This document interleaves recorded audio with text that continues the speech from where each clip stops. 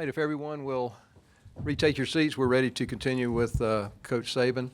We'll ask Coach for some general thoughts on his team entering the game, and then we'll take your questions. Coach? Well, it's certainly a wonderful opportunity for our players to be able to compete in the 25th annual SEC championship game. Very proud of what our team was able to accomplish throughout the course of the season. To be able to have the opportunity to play against a very, very good Florida team who was actually showing tremendous resiliency this year to overcome a lot of adversity and to win games they had to win to be able to get here. So we certainly have a lot of respect for our opponent, and we certainly know that it's going to be a hard-fought game, and our players are going to have to be at their very best to be able to have a chance to be successful in this particular game. And we certainly tried to prepare them for that, and hopefully we'll be ready for the challenge. But my experience in this game has been this is one of the best competitive venues that players have an opportunity to participate in, and this is something that we're very excited to be a part of. All right, if you'll raise your hand, we'll get a floor microphone to you. Let's start right on the left side, back in the middle. Go ahead. Nick, you've had multiple assistants go on to be head coaches. You've undoubtedly seen their growth and development to the point that they were, ready to be a head coach. Is Lane Kiffin ready to be a head coach again? Absolutely. I think he's proven when he was a head coach, he had a reasonably good amount of success, much more than I think he gets credit for. And he's done a phenomenal job in the 3 years that he's been with us relative to taking the players that we had and actually molding a system, especially for the quarterback to be successful in. And I think those are signs of tremendous maturity as a coach who is not just committed to a system, but is committed to doing the things that he has to do to help players be successful. Another question in the far back on the left. Hi, Coach. Jeff Spiegel, WBMA, Birmingham. Could you expand on that a little bit about the way he's coached 3 different starting quarterbacks the past 3 years and that you're in position to three-peat in the SEC? And how challenging is that for a coordinator to pull that off? Well, I think that, first of all, you have to have a lot of knowledge and experience. And to go from sort of a pro-style running play action pass sort of type system that we always were at Alabama to doing something that Blake Sims with his skill set could do 3 years ago. That's when we started to go no huddle. Lane really wasn't a no huddle guy, but we all organized a way that we could do that effectively and efficiently. And Blake Sims had a very successful career, and I think set quite a few all-time records at Alabama during that season. And Jake Coker a year ago, completely different type of guy, completely different type of offense, featured Derrick Henry as a runner and play-action passes, making explosive plays with the quarterback.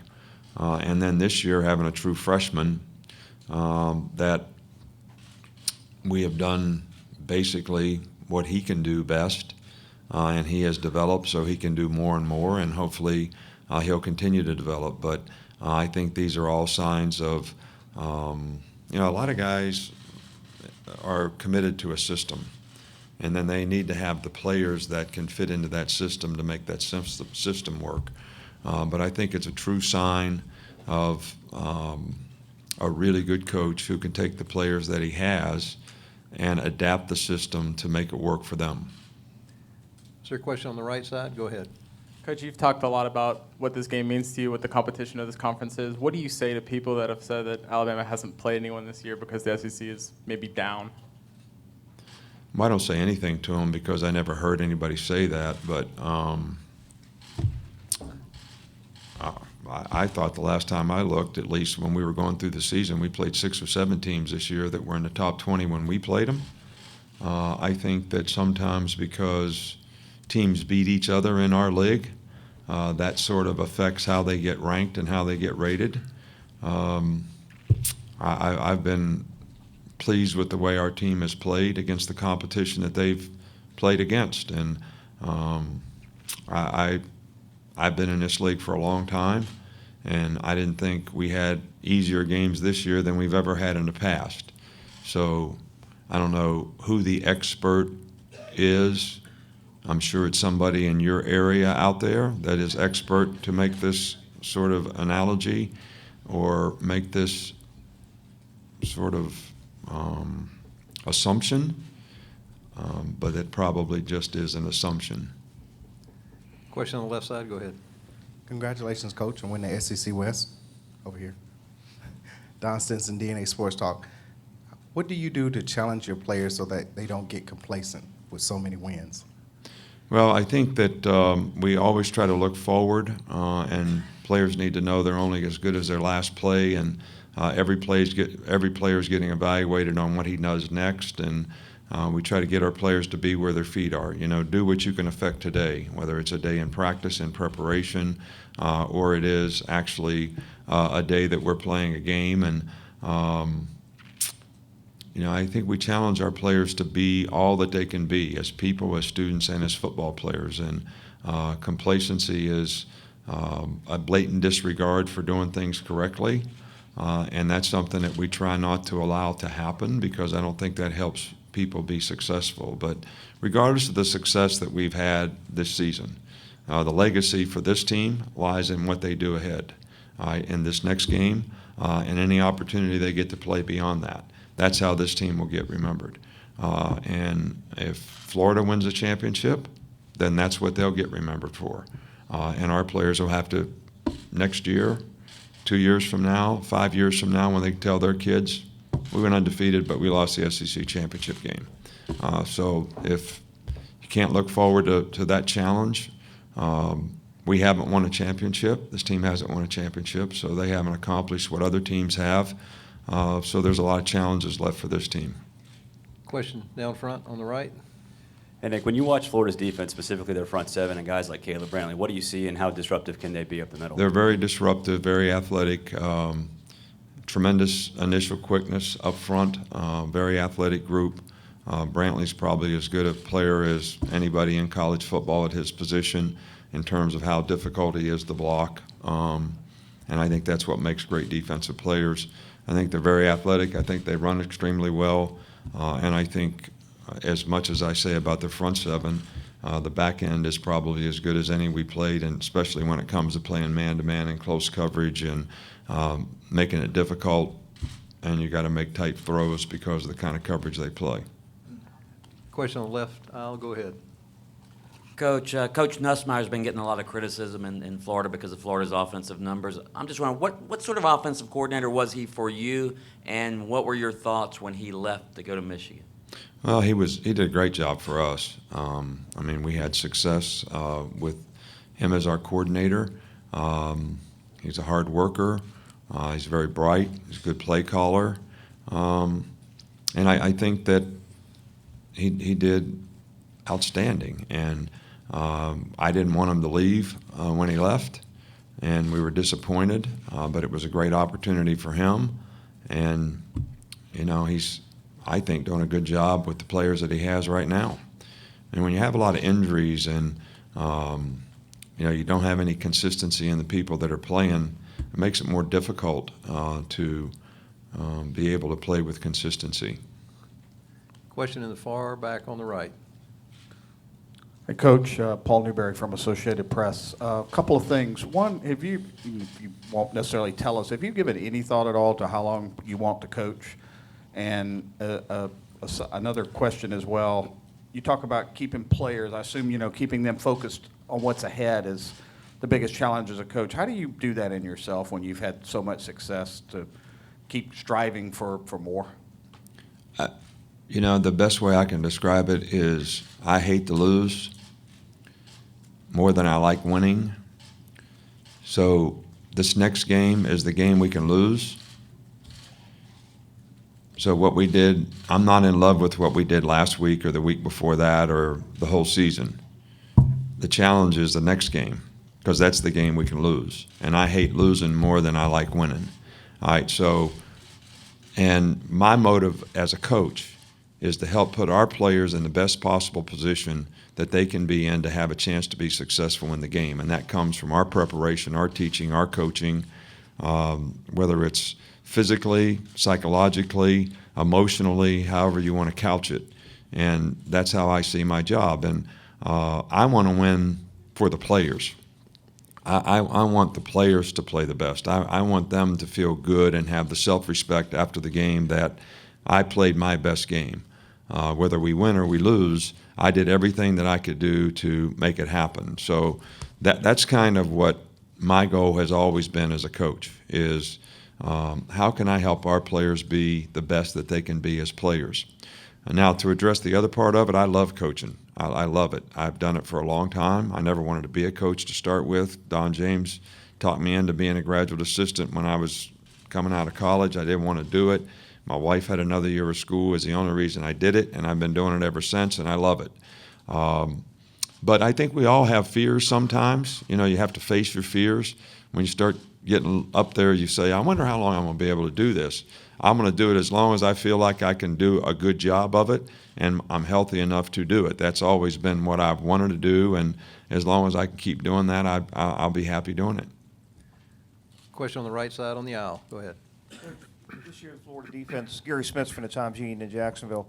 This year, the Florida defense has had a habit of making life pretty miserable for a freshman or a quarterback who's starting for the first time. When you made the decision to go with Jaylen, what separated him or made him different from just another freshman quarterback? Well, we've never had another freshman quarterback, so I can't really compare him to anybody else, but I can only talk to you about him. We felt like he gave us the best opportunity to be successful because of his skill set and what he could do as a player. And there's two things that you really can't coach. You can't coach experience and you can't coach maturity, but this guy has maturity beyond his years. Maybe it's because his dad was a coach or his coach or whatever. And the thing that I think has helped him persevere through the season and continue to improve through the season is he doesn't get down and when things don't go well. I mean, the very first play that he played against Southern Cal, he fumbled the ball. And he came back and played fairly well. I would say most freshmen playing against Southern Cal, first time you've ever been in a college game, if that happened the first play, it would have some impact and effect on the next play and the next play and the next play, and it didn't. And I think that's what's helped him. And hopefully our players around him are going to have to play really well tomorrow. They're going to have to play really well against a good defense. Because quarterback is a hard position to play if the people around you don't play well. You know, if the left tackle can't block the defensive end, it's hard to play quarterback. If we can't run the ball effectively, it's hard to play quarterback when you're behind on down distance all the time. So our whole team is going to have to play well to help our quarterback have a chance to be successful in this game. Question the far back on the right. Cole, Sports Illustrated Kids. What do you think the biggest difference between the Florida offense you played last year in this game is and this one is? Well, I think this Florida offense is much more capable of making explosive plays. I think they have two receivers that are phenomenal athletes that have great speed, that have made explosive plays throughout the season. I think their ability to run the football is very, very good, and their quarterbacks have managed their offense really, really well. Last year, the quarterback was very athletic, so you're always worried about him running and beating you with his feet. But this year, I think as a total team, they're much more capable with more weapons and quarterbacks who can take advantage of those weapons. Question down front on the aisle. Ryan Young, SEC Country. You've talked about what Malcolm Wayne brought to your program when he was there. How did you identify them, though, from across the country, and he hadn't been around for too long? Well, Pat Hill and I coached together at the Cleveland Browns, and Pat Hill was the head coach at Fresno State. I always sort of out there with my ear to the ground about who the best guys are at every position, coordinators, whatever they coach, so that when you have a situation in the future, you can have a list of people that you might be interested in. And Pat had talked very highly about Jim. So when the time came and we needed a coordinator, Jim was one of the guys highest on my list, and when I interviewed him, I was very impressed with him as a person, as well as a football coach. And what I said at the luncheon, which was very true, I had a hard time talking him into coming to Alabama. I mean, if you were the offensive coordinator at Fresno State and you could be the offensive coordinator at Alabama, I'd have thought that was pretty good, but I had to talk him into doing it. That's how loyal he was and how humble he was, but he did a fabulous job for us. How long was that process to sell him on it? About 3 days, which you don't know anything about me, but my patience, 3 days is a long time for me. Question on the far side on the right, or left, I'm sorry. Go ahead. Hey, Coach. Man, you mentioned hating losing. Losing this game in 08, how did that fuel 09 and then what was to come? Talk about that part of it. Well, all I know is we're on the other end of that. So, and I haven't thought much about 08 and 09 based on where we are right now, which I think is in 16. And we're trying to look forward, not look back. But I think that players are always more interested in changing, doing the things that they need to do to be successful when things don't go well. It's part of human nature. I said it earlier, complacency creates a blatant disregard for doing what's right. And when you don't do the things the right way, it affects the process of what you have to do to be successful. It affects the discipline that you need to be able to stay on task, to do the things that are going to help you be successful. And that's something that we have to make sure that we aren't. When we lose a game, everybody wants to do what they can to fix it. And we haven't done that, so we have to rely on guys' competitive character, their pride in performance, what they want to accomplish, what they want to do in terms of their legacy as a team. And as I said before, that all gets defined by how we finish. Finishing everything is really, really important. I had an interesting scenario this week that you talk about traditions. Alabama has great football traditions, but then you have a Coach Bear Bryant who wears houndstooth, and houndstooth is still now a big part of Alabama tradition. Does anybody know what capstone means? Capstone really is the last stone. It means you finished. You built your temple. You finished. That's what it means. That's what capstone means. That's a part of our tradition at Alabama. We call it the capstone. It's about finishing. So what is this about? For our team, it's about finishing. All right, so to do everything we can to try to make our guys understand what it takes to finish against a very, very good team. And it's a challenge because they are a good team. Got time for maybe two more. Let's take the first one in the far back on the right. Coach, I know, again, you don't like looking necessarily at legacy stuff, but this could be, if you guys win 2-3 more games here, could win your 6th national title as a coach, and Bear Bryant's the only one to do that. What would that mean to you? Have you thought at all about that? I haven't thought about it. I'm not thinking about it. I'm focusing on what can I do for our players so that we have a chance to win the SEC championship tomorrow. And that's really all I'm focusing on. And I'm really, regardless of what happens beyond that, it's going to be about the players on this team. They've worked hard. They've done a lot. The coaches and players on this team have worked hard and contributed and deserve all the credit for all the success that this team has created for itself. And hopefully we can just do enough to help them finish so that they can do something of significance that will define their legacy as a team. And we're focused on that one day at a time. I talked about be where your feet are. I'm right here right now.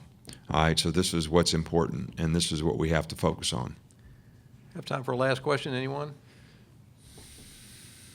All right, a reminder, the Alabama practice will be at 3 o'clock. First 15 minutes are open, and also Commissioner Sankey will be in here at 3:30. Thank you.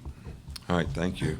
And I do want to thank everybody here. I don't get an opportunity to do this that often, but I know a lot of people think that I'm not a fan of the media, and that's not necessarily true. I certainly appreciate what you do your job well, and how you cover our team, and how you create a lot of positive self-gratification for a lot of our players by the things that you write about them and the recognition that they get. So thank you.